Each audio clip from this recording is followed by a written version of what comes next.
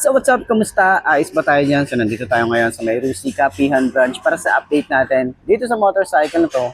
Kung naghahanap kayo ng carb type na maangas at panalo yung design and yung looks niya talaga is para sa inyo, ito na yung motor na hinahanap nyo. So alamin natin yung presyo at yung specification nitong Rusi Flash 150 carb type. Tara, samahan nyo ako. Walk around na natin to. Ayos na ayos siya.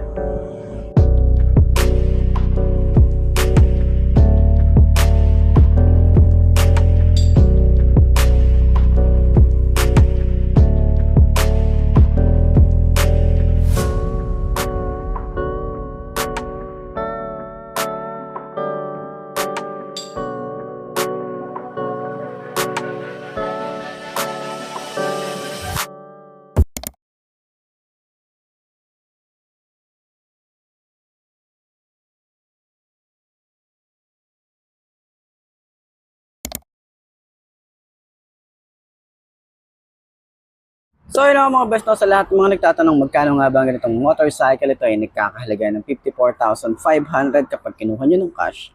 At syempre available po sila sa installment. Ilalagay ko sa screen nyo para at least meron tayong reference kapag kumuha tayo ng hulugan.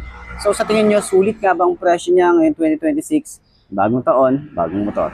So comment nyo naman yan at para dun sa lahat ng mga nakagamit na ganitong motorcycle, baka pwede nyo i-share dun sa comment section. Ano nga ba yung mga naging experience nyo sa motorcycle na to? Ayos na ayos yan, di ba?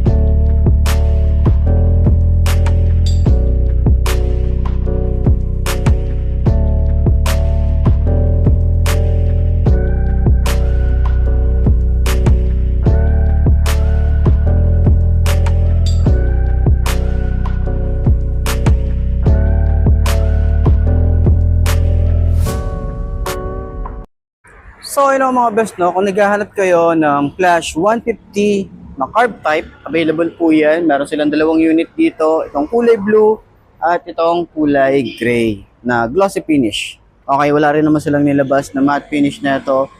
And kung nagtatanong kayo kung sulit nga rin ba ang 150cc ng Flash, para sa akin, sa looks, okay, panalong panalo. Pero sa kanyang makina, kung natataasan kayo sa gas consumption, eh hindi ito yung para sa inyo kasi dahil nga 150cc carb type, talagang expect nyo na malakas kasi ang motorcycle na to.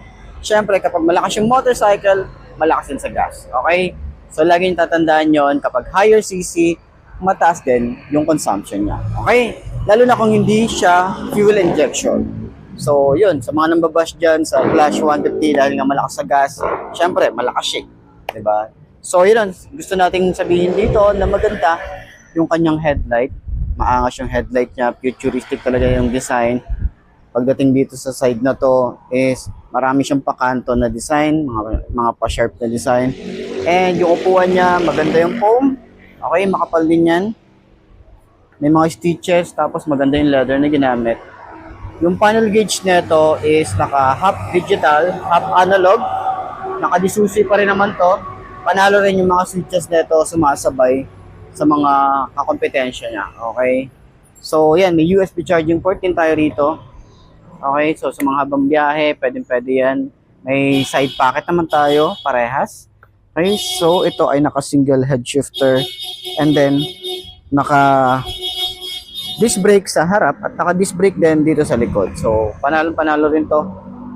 So, sa mga naghahanap dyan ng ganitong motorcycle yan, available po yan. Dahil meron din talaga mga naghahanap at nag-chat sa atin na kung available pa ba yung ganitong unit, available pa ba to.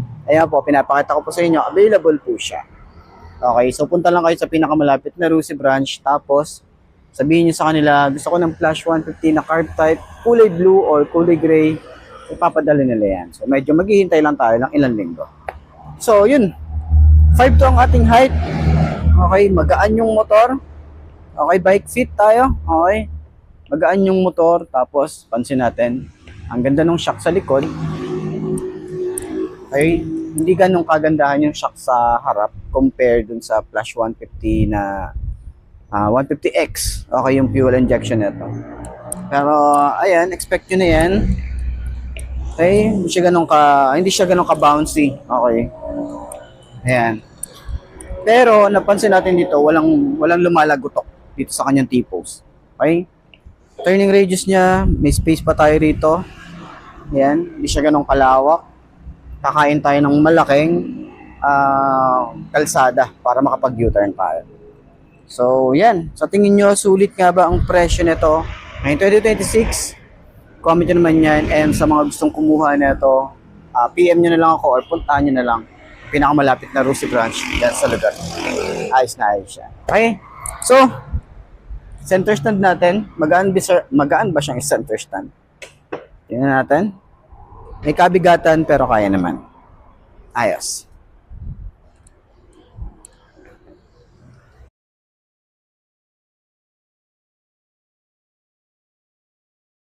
So yun ang mga boss, no, available nga po dito ang Flash 150 na carb type na kulay blue.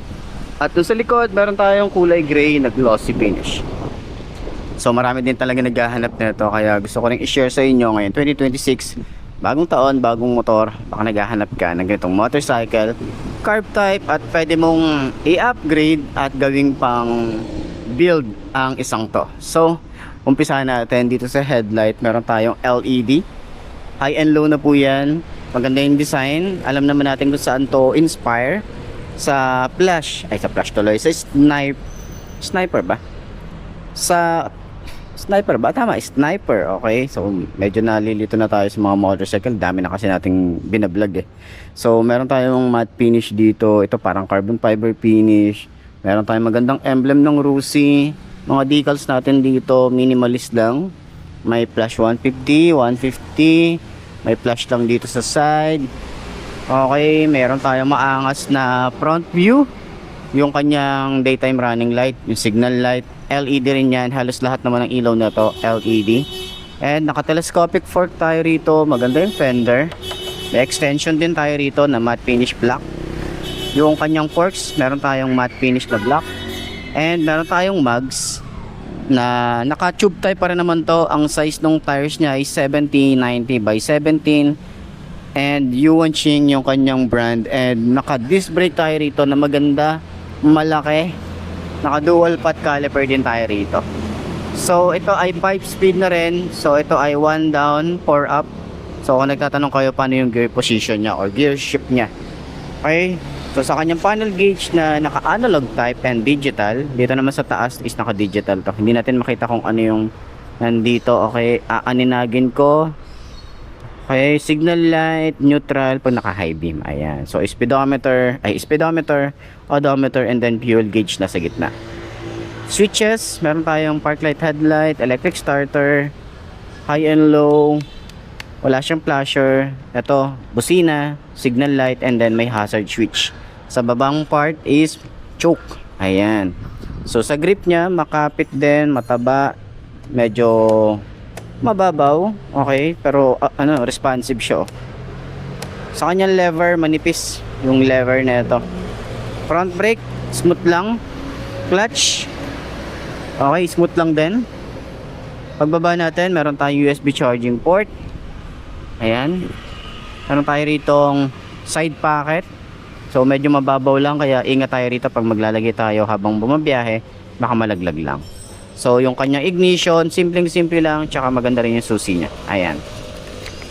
Dito sa part na to, meron tayo mga open part. Ayan, para sa kanyang air vent. Okay. Tapos sa side na to, ma-appreciate mo yung mga design na ganyan. Okay. So yung makina niya rito, may Rusi na naka-engrave. Ayan, Rusi logo. And then may kickstart, rear brake pedal, smooth lang. Yung foot pegs, maganda rin. Sheesh! Ayan, yung foot pegs niya, combination ng rubber and metal. Ito naman sa foot pegs para sa angkas, metal. Okay? Maganda yung alloy na ginamit dito. Naka mono shock, may swing arm. Okay? Naka single disc brake, single pad caliper, naka mugs, and then yung size dito ay 180 by 17. Ayan. Tambucho niya, meron tayong cover na metal, kulay black, and then maganda rin yung kanyang exhaust talaga. Sa side naman, meron tayong flash na decals. Ayan. Dito naman sa grab bar is pa Batman style. Kita nyo yan. Yung upuan, maganda. Ayan. So, maganda yung leather, maganda yung pagkatatahi niya dito, no? Stitches niya. May Rusi logo. And then, yung compartment, wala tayong compartment.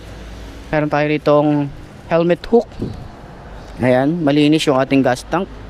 Okay, alikabok lang, no? Malinis yung design, okay? Yung alikabok, ito, meron talagang alikabok. Okay. So, sa kanyang taillight is naka LED rin. Medyo maliit lang talaga yan. Tapos daytime running light. Signal light natin dito. Ito naman ay susian para ma-open natin yung upuan. Ayan. Ito yung ating reflector, yung pinaka fender niya. Ang ganda rin ng design. Lagayan ng plate, may reflector tayo dito. Okay? So, meron tayong chain cover at yung sprocket size 42T. Ayan, medyo malaki. So, ito naman yung side ng makina. May Rusi din tayo dito naka-engrave. Ayan. Tapos, single head shifter. So, yan yung kabuuan ng ating Rusi Flash 150 na carb type. So kung gusto niyo bumili, puntahan niyo na lang sa pinakamalapit na Rusi branch dyan sa lugar niyo. Ayos na ayos yan. So yun na mga best, no? Ito na ba ang motor na babagi sa'yo? Kung ito na nga ay markahan mo na at mag-subscribe ka na sa aking YouTube channel.